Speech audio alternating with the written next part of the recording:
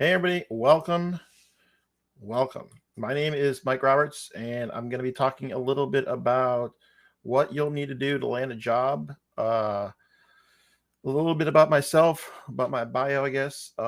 My background is that I am a software engineer by trade.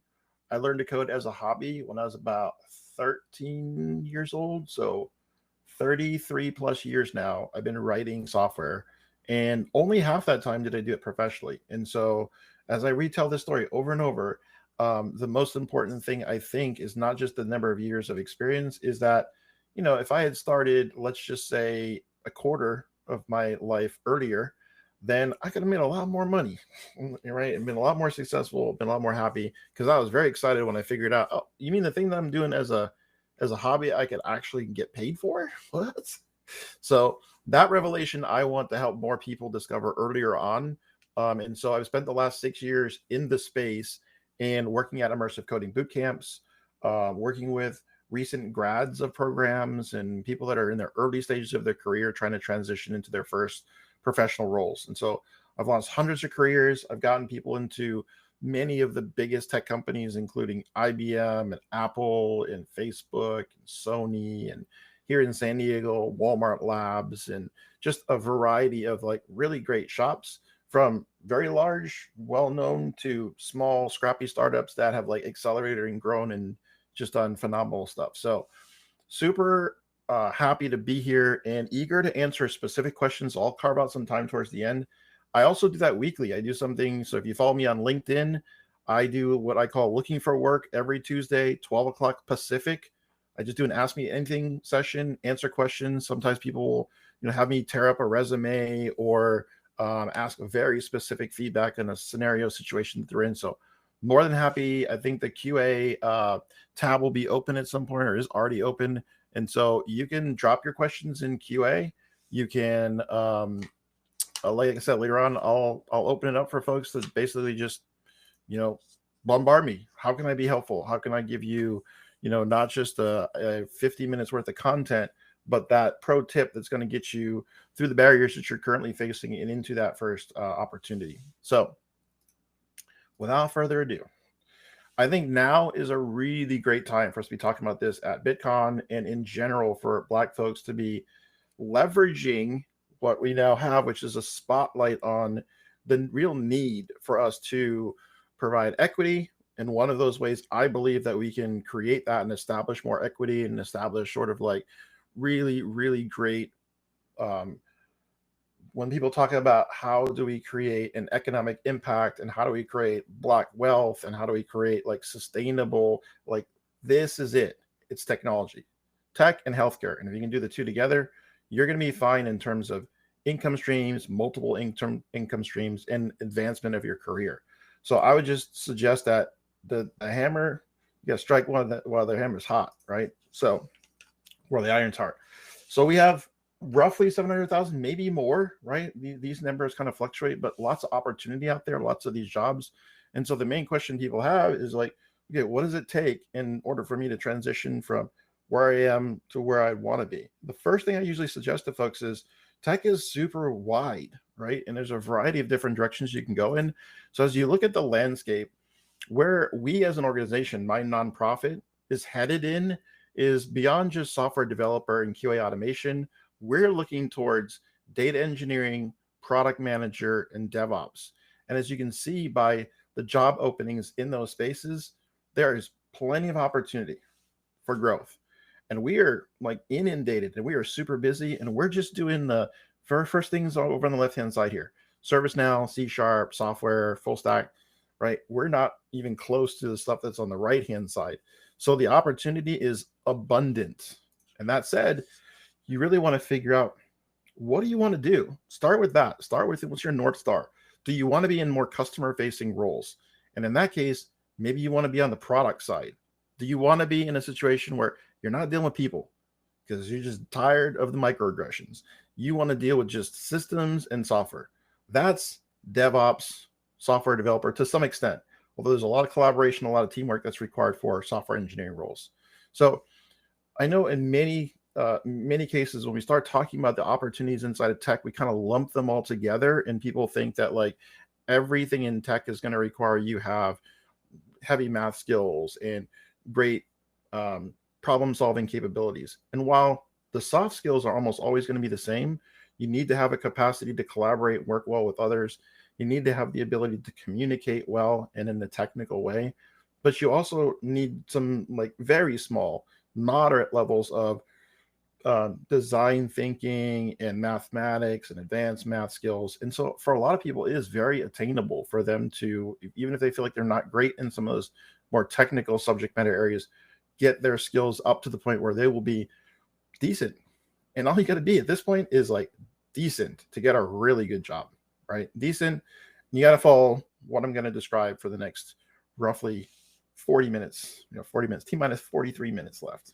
So here's where I think we're headed in terms of opportunity.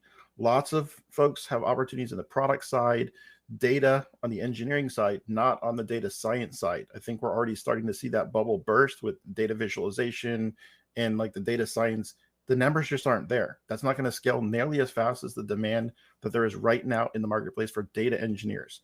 Difference between a data scientist, data engineer is a data engineer is the one that does the large majority of the actual heavy lifting, cleaning data, extracting, transforming, and loading data into systems that can then be used by data scientists to make business decisions, create models, all those kinds of things. So if you're interested in like AI and machine learning, the first thing people usually think of is, hey, I want to be the person that's like designing the system that uses like computer vision to be able to identify objects in a video, right? But a lot of the volume of jobs is actually in managing the data and cleaning the data. And that's where you could cut your teeth and make a whole bunch of money until you rise to the point where someone will actually pay you to be the data scientist. So I wouldn't rush out and enroll in a data science boot camp, is what I'm saying, right? Instead, look at data engineering as a great possible opportunity for entry level folks. And so, gonna kind of walk through in at this point again, answer questions as they start kind of coming up. The process that I usually suggest for folks to land that first opportunity to transition into tech. There's 3 phases to it: discovery, upskilling, and then the job search itself. So I'll take each one of these and I'll break each one up into like a separate sort of like micro talk, because I feel like there's a lot in each of these slivers, but they're super important. And so I already touched on the first one a little bit in the discovery portion. If you don't know by now what your superpower is, you need to identify what that is. You need to understand these are the things that you do really well, and this is an environment that you're going to thrive in, or these are the things that like you just like you don't like. The earlier you can figure out the things that you don't like, and then figure out like, okay, these are things that you can tolerate, and these are things that you'd love to do, the easier when you like ask me a direct question like, what should I work on as a passion project? I usually tell people, I don't know what your passions are. You have to clarify that and tell me like, what are you interested in? What's a perfect role? So start with that. Start with what's a perfect role for you.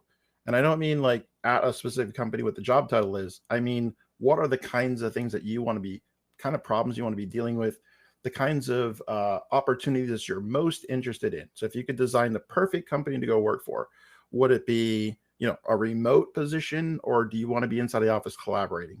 Would it be writing software, or would it be working with, folks on the product side, designing user experiences? Once you kind of understand, okay, these are the areas where you either have the skills or have the interest, then you can realistically move off to the next phase. But until you do, I don't think it makes a lot of sense for you to enroll in the next phase in the upskilling to discover what that is, because you could be way off and you'll miss some critical time. You'll spend more than I think you should spend, and you'll waste a lot of time, because you can kind of do some road mapping ahead of time and save yourself a lot of like just wasted effort. So once you know, and this is something that, again, if you have a specific question, you want to chat with me sometime, please drop it in the Q&A. More than happy to help you walk through like the discovery process and what options might be available, because you don't need to do a lot of like studying and learning to determine what options are available. I usually will tell people just start with web development. If you're not sure, you want to do some software, but you're not sure, you don't know the difference between front end and back end and databases. It's like, all right, cool. Start with web development. And then once you train for that, then you'll drift naturally towards front end or full stack or back end, or you'll say, I like DevOps or I like SecOps, and you will gravitate. Don't feel like you need to like explore a bunch of things before you can kind of start in a place where after you start, you'll be able to branch off in different directions. Like once you get a year of web development under your belt, by then you will know this is what you enjoy and these are areas that you hate. But all the while, you're going to be making a decent income and learning the foundational skills that are transferable skills in those other roles. If you start with web development, you are going to easily be able to move into product. If you start in web development, you're going to easily be able to shift into back end and then into DevOps. But the other way around is actually harder to start. It's harder to start and say, okay, I want to learn everything there is about DevOps. I wanted my first role to be in DevOps. Because the first thing they usually say is, hey, do you have any experience writing scripts? Because we use infrastructure as code. And so you got to code some of the infrastructure. And then you'll be like, wait, what? I didn't know there's any coding involved. I thought I was working with the network. No, it doesn't work that way. So if you start there, lots of flexibility. So after you finish the discovery phase, you kind of have a good sense of like, I think for the next year or two, I think I want to try software engineering. Then at that point, if that's what your intention is, software engineering, I'll use that as an example. Then your options in terms of upskilling are varied. The traditional route is you get a 4-year degree from an institution, predominantly white institution typically. And that ends up meaning that you get a degree in computer science, or potentially you get one in like electrical engineering with a minor in computational systems, or you get CS with mathematics, lots of variations. By the end of the day, the 4 year is the gold standard. And so if you have the opportunity to get a 4-year degree, awesome. How you like to learn, you like the lecture, practice, exam, rinse and repeat, awesome. Knock it out, get it done. There are ways that you could get it done in a shorter period of time. Like you might be able to take some of your previous experience and go to an organization or a school like Western Governors University, take some of your existing experience, get some credit for that, and have a reduced pathway to get yourself to that like gold standard 4-year degree. Next, you would explore maybe boot camps, self-taught, or apprenticeships. So very familiar with the boot camp model. And so when people ask, hey, what's your advice on selecting a boot camp, or are boot camps any good? I hear, and then they'll insert anecdotes that they've heard. I hear you can't get a job if you go to a boot camp, or certain companies won't hire you for like all of those things anecdotally, I'm sure are true. But the numbers typically shake out that the best students at coding boot camps, the top 10%, get jobs fairly quickly. And even if you go to a bad boot camp, if you're a good student, you can make up for a bad boot camp. If you're not a great student and you also go to a terrible boot camp, you're going to have a hard time. You're going to struggle. So I'd suggest the best way to identify a good boot camp, the metrics that I suggest that consumers look at is look at the transparent reporting of outcomes. What is their level of transparency? And what do those outcome numbers actually look like? So if a school provides you as an example with, well, our students, we do this many job fairs, we do this many connections and reach outs and whatnot, and they don't actually tell you how many people get job offers at what salary, those aren't really outcomes, right? And so look for those numbers. Look for how many start the program, how many graduate the program, on time, how many get placed in the industry, and what that timeline looks like. That will give you a good sense of comparing apples to apples, this boot camp compared to this other program. And fortunately, it's getting a little bit easier. There is an organization called CIRR, CIRR, where boot camps and other programs can self-report. This is how they're performing. They have to be audited. So that's a fairly transparent process. So if a school is using that, you can kind of count on those numbers and compare the different programs. Similarly, there are schools that are required, like in a state like California. The good news is in California, you are required on your website to disclose your student performance fact sheet. So it's a standard form that all have to submit. And so if you go to the scroll to the bottom of the website, look for like regulatory documents, click on the link, and on that page, they will have to have a student performance fact sheet. It might be old, so they lag in terms of how they have to report the numbers, but you will be able to see real numbers for any school that is licensed in California to operate. So once you've done a comparison and you're kind of interested, the bootcamp landscape, like I said, is there's a variety of organizations out there. The process to get through a program can be anywhere as short as like 3 months and as long as a year. And your experience will vary in terms of how immersive it is, how much it costs, etc., even by location. So one brand, a particular school, might have locations throughout the country, and the quality in their outcome metrics might be different in the different locations. So take all those things into consideration. Once you complete that route, you should be ready to find a job. As soon as you finish, you should be employable the day you finish that program. Self-taught, same thing. A lot of these programs actually offer a lot of training online and for free. So I know App Academy has a pretty robust curriculum they provide for free, 100%. It's a good program. Free Code Camp provides really great curriculum. And as the name implies, it is a free coding bootcamp. So you can go through that without spending any money. Big supportive community of people they're all about free. So they're all about don't pay for anything, right? So if that's really important to you to really minimize the cost, but you have more time, because that's the balance. If you're spending a little bit less, it's a little less curated, a little less support. So it might take you a little bit longer. But again, you got to choose what's like a good fit for you as you make the transition. Then you'll be in good shape with, provider like Free Code Camp. Next, apprenticeship. This is the one I'm the most excited about because I run an apprenticeship. So I run a nonprofit, and our nonprofit exclusively now focuses on the apprenticeship model. And so that includes both pre-apprenticeships and apprenticeships. And so I'll walk you through what I've designed in terms of how we think about designing programs and the experience for users. But the first thing I want to be clear with is sometimes when I show this, people come to our website and they apply, and then like, do I have to go through a pre-apprenticeship to get into the apprenticeship? So I show this visual aid so that you can understand the typical process as we've designed it. But if you are interested in our program, you do not necessarily have to go through a pre-apprenticeship to get into an apprenticeship, nor do you have to go to our program to get career placement. I'm more than happy to, if you join every Tuesday or if you're here now, provide you every bit of advice that I can within the time I'm allotted to help you get placed and advance your career. And so I just want everybody to win. I know there's plenty of opportunity. This is not a zero-sum game.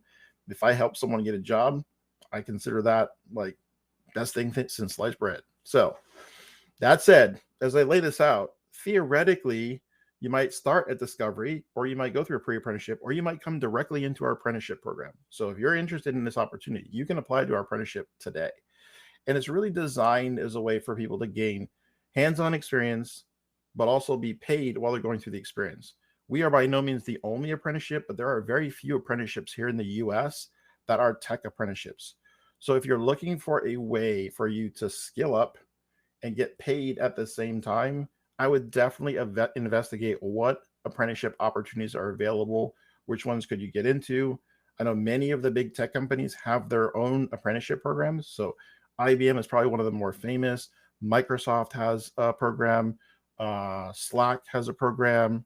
Lyft and Uber have programs. So many organizations either have their own apprenticeship program, or they could be like us. We have a Department of Labor registered apprenticeship program. And so we're able to operate and hire people in all 50 states as long as they're eligible to work here in the US at a high school diploma or GED. That's really all that you're required to do to be eligible to get into a program like ours. No prior experience required. You don't have to go through a pre-apprenticeship, but it could be a good route, or it could be a good route to just go directly into the apprenticeship. So we tried to think about the phases that I just talked about. Discovery in their very early phase, upskilling with that pre-apprenticeship and apprenticeship, gaining a year of meaningful experience, then helping people transition and make that last sort of adjustment. And that last adjustment is like, getting out into the field and networking with folks and introducing them to decision makers inside organizations. So I'm going to talk quite a bit about that in just a bit. More than happy to, again, share, like, these are things I've seen work in the past for other students. And these are things that I see a lot of people do that result in a lot of like frustration and many times failure. So a little bit more about our program. Again, we are intent upon helping the fill the pipeline of candidates from underrepresented communities, people that are often overlooked and have a lot of barriers to getting in. And one might be, how do I transition? Like, while I'm trying to survive, how do I upskill? And how do I afford, and for many people, it's just not possible for them to fly to San Francisco and spend 3 months living in San Francisco and paying for a coding boot camp, etc. So we really wanted to like rethink and reimagine, how can we be more supportive of the student and be a real student-focused organization? So 75% of our students are from underrepresented communities. So we consider that to be folks that are Black, Latina, neurodiverse, women, people that are maybe a little older, later stage of their career, veterans. That's really who we serve. And so I think it's a great testament that not only our company does this, but several other organizations. There's great organizations that are doing similar work throughout the country. So that said, if you're interested, please, by all means, apply online. I'd be happy to have a conversation with people in more detail about how we could help that transition.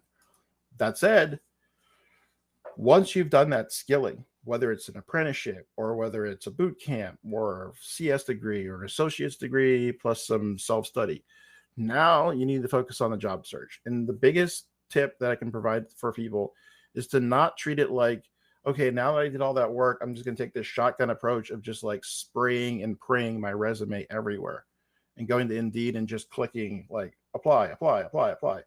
That is not going to work. And it's a waste of your time. And it actually feeds into like a real weird chaos loop of then the companies are ignoring the people that are applying because they're just getting garbage applications. You really need to treat the job search like a job. And what I mean by that is, like, if someone were paying you to do the job of like winning another job, is that how you'd approach it? Because if so, I think they're going to fire you, right? And they want someone that's going to work autonomously. So they're going to want you to figure this problem out. But if the problem is, how do we get you employed? Then the first thing you're going to want to do is like, okay, I'm going to use a spreadsheet. So the first thing I tell people is like, are you using a spreadsheet to track what you're doing? How many people do you reach out to on a given day? How many network events do you attend? And like, who are you networking with? How many reach out messages? How many follow-up messages? And that's resulting in how many phone screenings and how many interviews. If you track those leading indicators, right? If you track those on a spreadsheet, then when it comes to like talking to someone like me or anybody else that wants to help diagnose why it's taking you a while to land that job, you actually have data that you can point to say, here's the part of your process that's broken. Let's work on fixing this part. Because without that, it's just a bunch of anecdotes like, oh man, I'm applying a lot, but I'm not getting callbacks. It's like, all right, cool. How many jobs you're applying to? I don't know. I applied a lot. I'm like, bro, what are you doing? You need to like put on a spreadsheet, and then you can start like making adjustments and modifications. So what I usually recommend for folks looking for software engineering roles, like your first role in software engineering, blows people's minds when like they haven't had this conversation yet. They haven't heard me talk about this at all. They're just like, wait, it can't be that. The number of applications and jobs that you should be applying to per week, 10. That's it. 10 jobs a week. But when I say that, this isn't just like click on Indeed. You have to like each one. This is like it's a job. You're working this account. You need to make sure you are applying. In addition to applying, you're reaching out to the organization and finding some internal champions that you can connect with that can be advocates for you from the inside. So they'll be the ones that are going to save your resume from going into the waste bin because you just applied. So apply actually might be the second step. You might actually, after you've done the research, so that'd definitely be the first step, is you're doing the research for these 10 companies. You do the research. Then after you've done the research, you start reaching out and networking with internal folks. Forget about the HR folks. Don't deal with the HR. Again, pro tip. If you want onto an engineering team, talk to engineers. If you can get the hiring manager, awesome. If you can show up at a meetup where like the company hosts monthly meetups, go to their meetups. Sometimes they host these like little mini hackathons. Go to the mini hackathon. See if there are events that you can go to where you can start rubbing shoulders with some of the engineers and start planting the seeds of like, hey, I just finished this program. super into your company. The stuff that you guys work on is amazing. Then you start nerding out, talking about, why you think this is an amazing company. You make an impression on someone. It's much easier for that individual, because they're often compensated if they make a referral and that person gets hired, to say, hey, I'll be on the lookout for your resume. Like, you should apply for this job. Let me know, and I'll make sure that you at least get to like phone screening, right? And so inside tip, when I worked at organizations, almost always we would not post the job postings publicly until we first asked all of the engineers, hey, if you know anybody that you think would be a good fit, reach out to them and let me know. Obviously, we'll pay you a referral bonus if you refer anybody that gets hired. And so even before the job gets posted, a lot of these jobs within a network is how you figure out that there's a position available. So you got to get into that network. You got to break in. The other thing is, if you think about it, the incentive, once I refer someone to the company, I'm only going to keep referring them if they phone screen. If I refer 2-3 people and they don't get to the phone screening, then I'm going to stop referring people. So if you want to get to a phone screening, it's much more likely you're going to get to a phone screening if you get referred by somebody, right? So I didn't catch Anthony's talk, but my guess is Anthony would do the same thing, would say, hey, if you're going to go to him and say you're interested in a role, have the job role and make sure that like you're telling him like, this is the opening, this is what I'm applying for. And then he can from the inside be like, oh yeah, I'm happy to refer you, right? So that said, I'm guessing that, by the way, I don't want to put words in his mouth, but for many organizations, that's how the hiring process works. Mostly it's network people get first pass, and then any of the other randos that submit an application on the web, they got to screen them, right? And so you want to make sure that you've got the internal champion is like the next piece. That's why you can only do 10 a week. You're not going to be able to do 100 spray and pray. You're going to do 10 quality. Then the next week, you'll be following up with the people that you hit the first week, and you'll be hitting the next set of 10. And so you'll start to see it's going to build. Your work is going to continue. But now you'll also be mixing in other activities in between the reach outs and the follow-ups. You're going to be spending maybe a quarter of your time working on passion projects and building your portfolio. So you actually have work that you can demonstrate. And that fixes the paradox. A lot of people say, well, I'm trying to get a job, but in order to get a job, I need experience. But in order to get experience, I need a job. Not true. Not true. Writing code is cheap. It's not like if you're trying to learn how to make wooden instruments, you got to destroy a lot of wood, right? It's going to cost you a lot of money. There's materials involved. There's no materials involved in you like turning your laptop on and banging away and building a small little thing that you can put onto your portfolio. It's just your time. So invest your time building passion projects. Small projects will take you a week or so to finish. So 2 weekends, that's it. If it takes any longer than that, it's probably going to be too much work for you to use on your portfolio. So pick small projects. You should have several projects on your portfolio that you can very quickly show your experience, what you're capable of, your capacity. And again, if you're looking for a project manager role, same thing. Figure out some projects that you can help out with, and then take those, put that narrative into your portfolio so you can use that experience, whether it's volunteer or projects that you're interested in running, products that you're interested in developing. Use all of that for your portfolio. So you'll spend about a quarter of your time working on that, quarter of your time working on learning, because you, as a software engineer and early career person, you got to be learning. So picking up new things, getting a little bit better, getting a little bit tighter with your skills. Then the next quarter of your time, reach outs. The next quarter of your time, follow-ups. If you use that formula, you're going to be fine.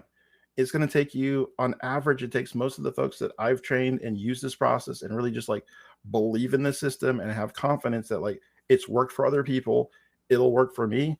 The process works in a matter of typically 2 months. They've got a job. They got multiple offers.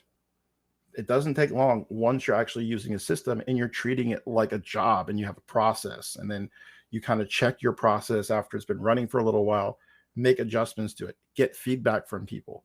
If you treat it kind of like, hey, this is new, I haven't done this before, I'm just going to do the things that are intuitive, I'm telling you, you're going to waste a lot of time and effort, because it's not intuitive. The process to land your first job in tech is not intuitive. It's weird because I say this, but it actually doesn't work this way for our organization. In most cases, you will never get like a job offer in the interview. We do a lot more research. So I sometimes actually extend an offer at the end of an interview, but it's very rare. And in most cases, you're going to interview, you're not going to hear anything for a while. You're going to think, oh man, what is going on? And then you're going to have to be proactive and follow up once, twice. And then it's like, oh, this person is serious because she's followed up twice and she's been very polite and it's been appropriate. And man, like she's following up, attention to detail. This is somebody that we want to have that conversation with. And just understand that the process takes a little while sometimes.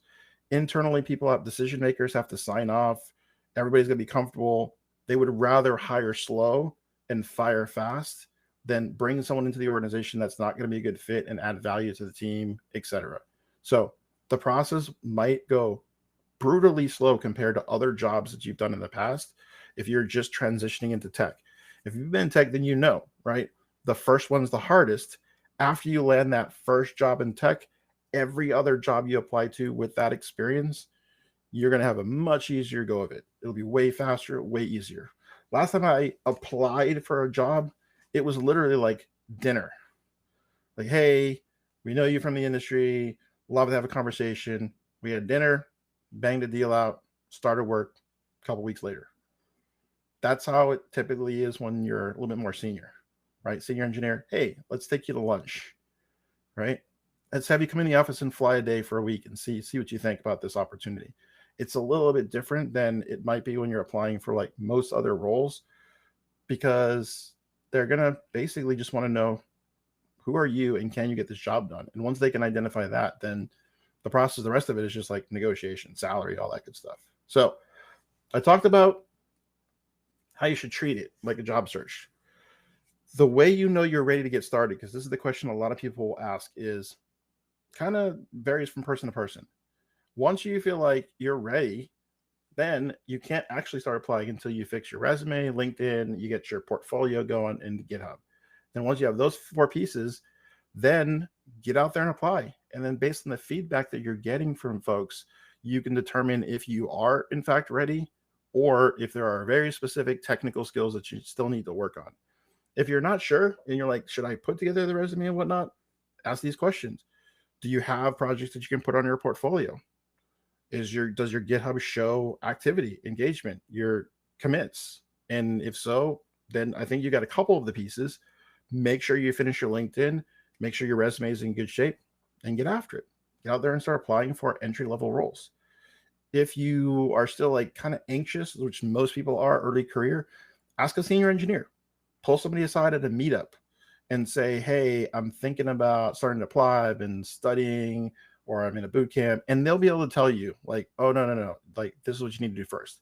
So as an example, I would many times have someone approach me at a meetup and say, hey, I'm at this boot camp and I want to start my job search. What should I do? And I'm like, well, wait, where are you at in the boot camp? They're like, oh, I'm a month in. All right, calm down. Finish the last 2 months so you're done with the upskilling part before you start focusing on the career search. There will be plenty of time. You don't need to work on that right now, and it will actually work against you, because when you apply for the job and the first question I ask you on a phone screening is, tell me a little bit about your experience, and you're like, well, I'm currently in a coding boot camp and I'm like a third of the way through it, I'm gonna be so pissed. I'm gonna be like, why are we on the phone right now? You're not even done. Of course I can't hire you. You got like 2 more months of baking in the oven before you're ready to go. So those kinds of counterintuitive things, I think a lot of people think like, I quit my job and I'm in this boot camp, so I got to start looking for a job now. It's like, nope, stop, pause, spend 12 hours a day coding and building projects and getting through the curriculum. And as you get closer to the end, the instructors in the program will tell you, now it's time for you to start looking for a job. Okay, now taper down on doing these activities and start doing these activities, and you'll be in good shape. And the job will come like really fast. And you can still, like, we had lots of students who would be like, all right, we're about 2 weeks out, start doing these things, and they would still get offers before they finished. If you're a good student, you're going to get the offer. It's not going to change. That is not something that you have to build 2 months of process into. You will be fine. So that's the other piece. Like, sometimes you have to trust the people that have experience, people that are telling you like what might seem sane and reasonable.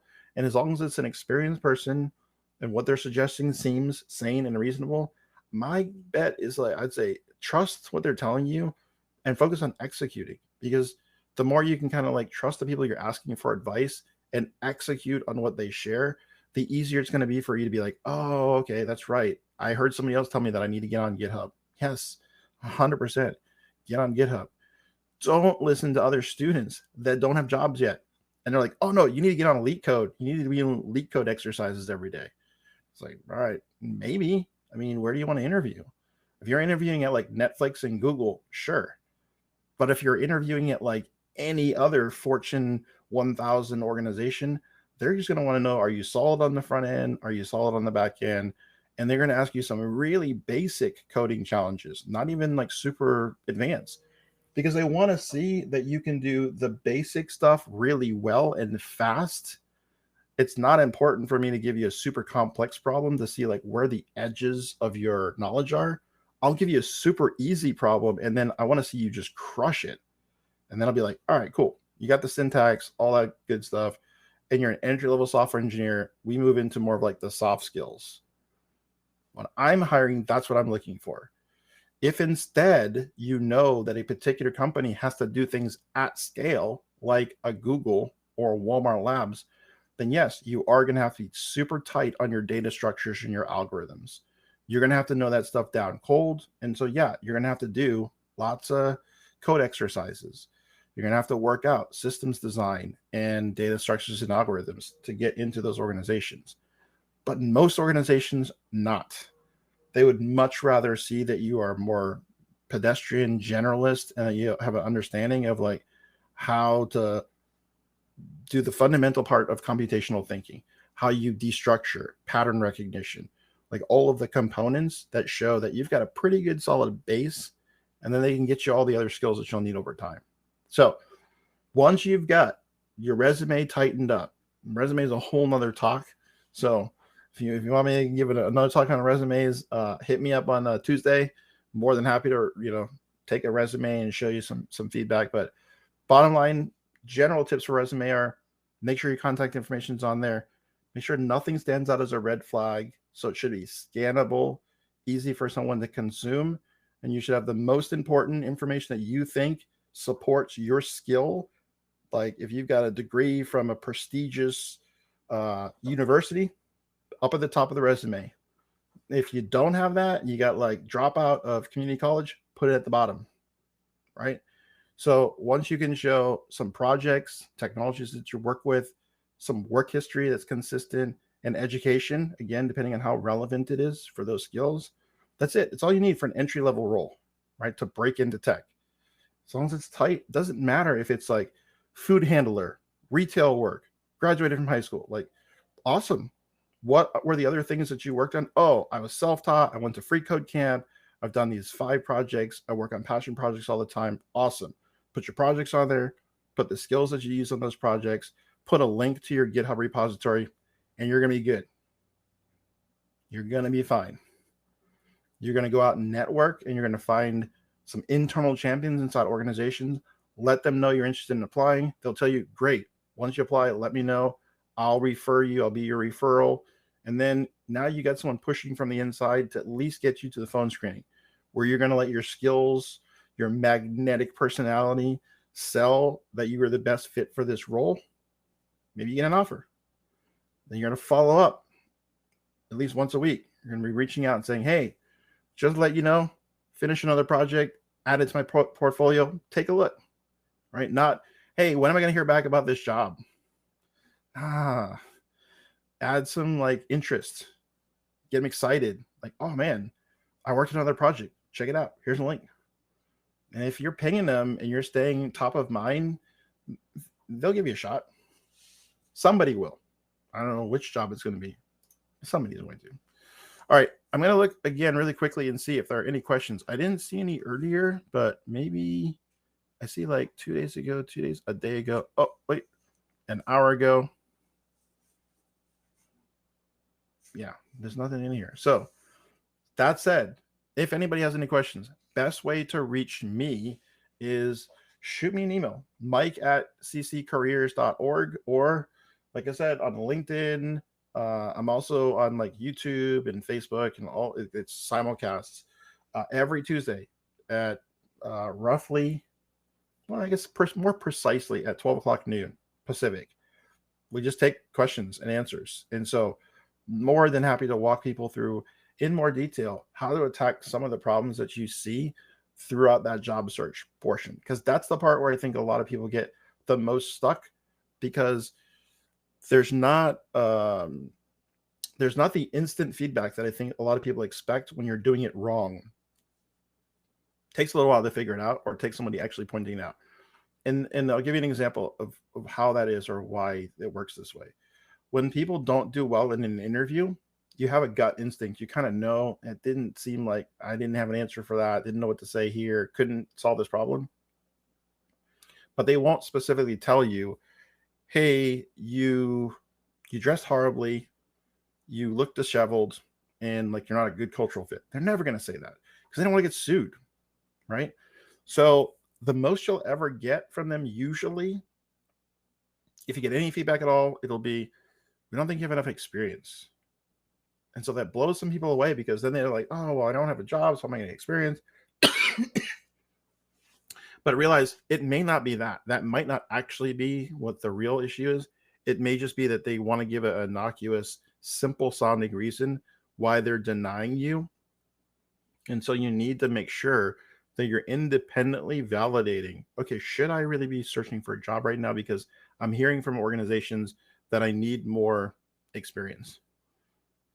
And that's where somebody like me can, like, okay, let me see your sheet. And then I might look at it and be like, no, it looks like you got about the right volume. Looks like you're getting about the right number of like phone screenings, and the number of phone screenings to the numbers of interviews look great. So let's do like a mock interview. Let's set up a mock interview with someone that can give you real feedback, because the mock interview is valuable, not just to get practice, but to get some real feedback about where you might be blowing it. And it could be helpful, but for a lot of people, the first thing they want to do is they want to feel comfortable in the interview. So they try and line up a bunch of mock interview and practices. And it's not usually the piece that a lot of people struggle with.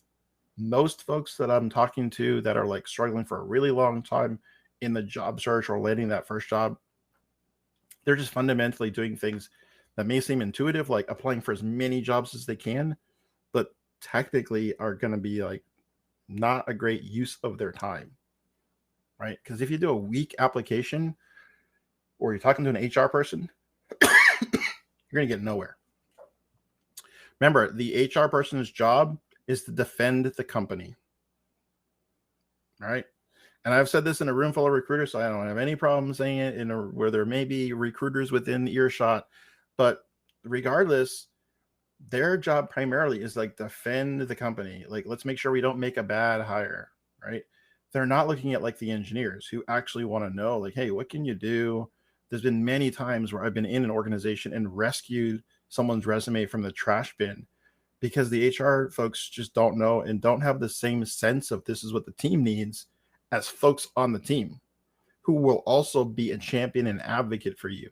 It's very rare that someone on the HR side will actually be an advocate for a candidate. It's usually the opposite. It's usually like they're just busy screening and they're trying to get as many people as they can get screened. And so it's much more likely you'll get support and internal champions on the operations side of the business versus the HR. That's like one of the biggest things that I think people don't connect. And they think, oh, I should be talking to the internal recruiting team. I should be talking to, or a new person might say, well, I'll work with an outside recruiter. Outside recruiters aren't really available or an option for early career folks, because you're not their customer. Their customer is someone with experience that they can get a high salary for, because they get a percentage of that salary as their commission, and that's how they pay their bills.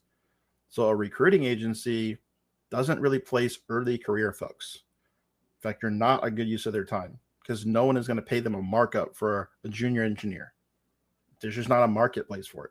So if you're a junior engineer or you're an early first product, right? This is the first time you've gotten one of these roles. You just got your Scrum Master certificate and you're trying to get that first job. The best route is not going to be trying things that you think are shortcuts. There are shortcuts. The shortcut is networking. That's the shortcut. But for a lot of folks, they think, oh, I'm not comfortable talking to people and pitching myself and selling myself and introducing myself to new people, and I don't know what to say, and So you got to get over all of those things, and you just got to network. That is the shortcut.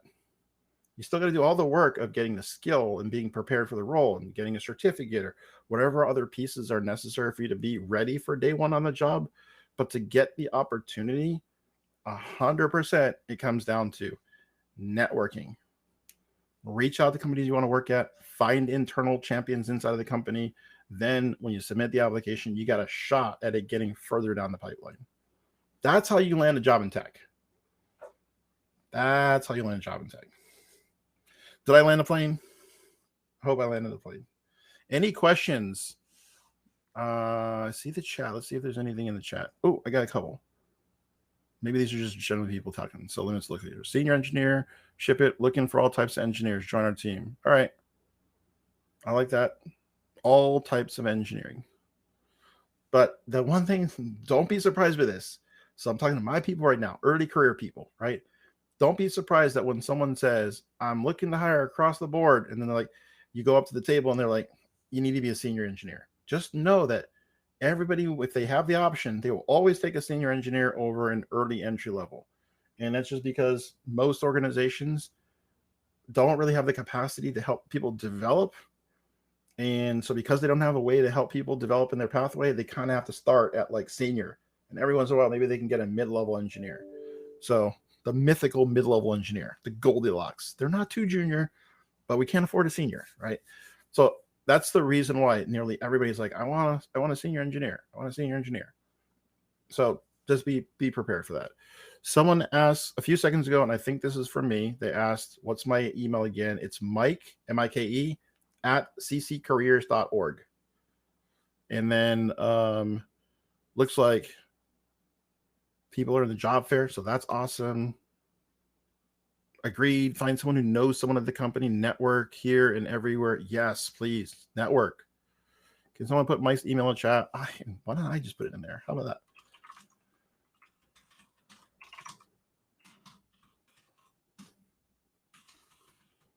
Also going to put in our website, because I know people are going to have questions. I'll just put that's not right. All right, wrong link there. So it should be https://careers.org/FAQ.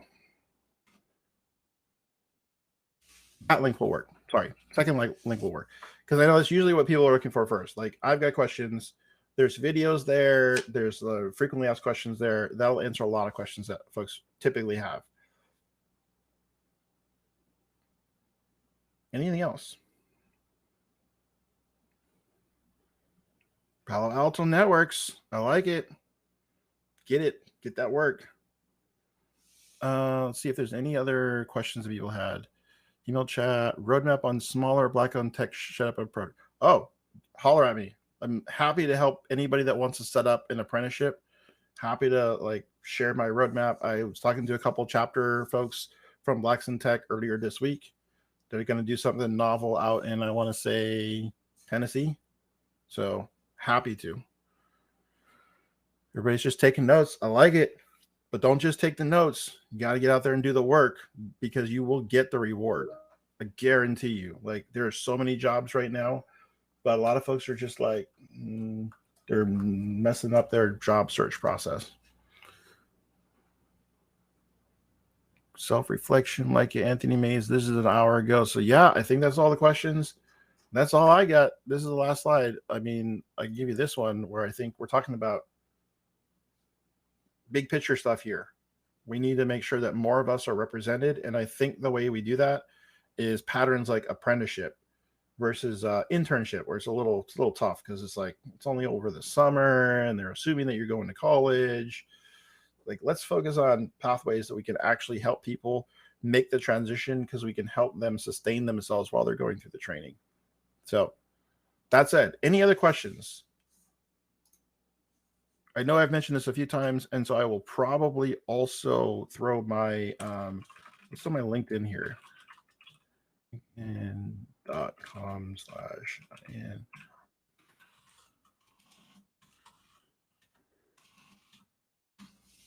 I think this is my LinkedIn. Yeah, buddy. So connect with me. I'd love to be helpful in whatever way I can for those folks that are still in the first couple of phases of getting ready. More than happy to provide you whatever advice I can, because trust me, I've seen a lot of folks kind of muddle their way through this process, and yeah, it's painful. Dennis, is there anything else that you wanted me to cover really quickly? No, Mike, you did a great job. We are going to continue on with the career theme. In fact, we're going to be talking specifically about cybersecurity roles and how to develop a career in cyber. So if you're interested, you can stick around for that. Otherwise, the career fair is open. I know there's been a lot of chat going on, or folks wanting people to stop by their booths. People want to give you jobs. People are looking for workers. So, take advantage. Even if it's early on, it's never too early to develop a relationship with someone in recruiting and talent acquisition for a company that might be interested in you and that you might be interested in. So that's called networking, folks. Absolutely. That's the networking part that I'm talking that's about. how you build that network. You got to start somewhere. So I encourage you to stop by as many career booths as possible. Ask a lot of questions, even if it's not a good fit right now. Who knows what it might be in a few months. So, all right. Mike, thank you very much. You are free to go about your day. Thanks so much for having me. Appreciate it. No problem. And we will be back here in a few minutes. Take care, folks.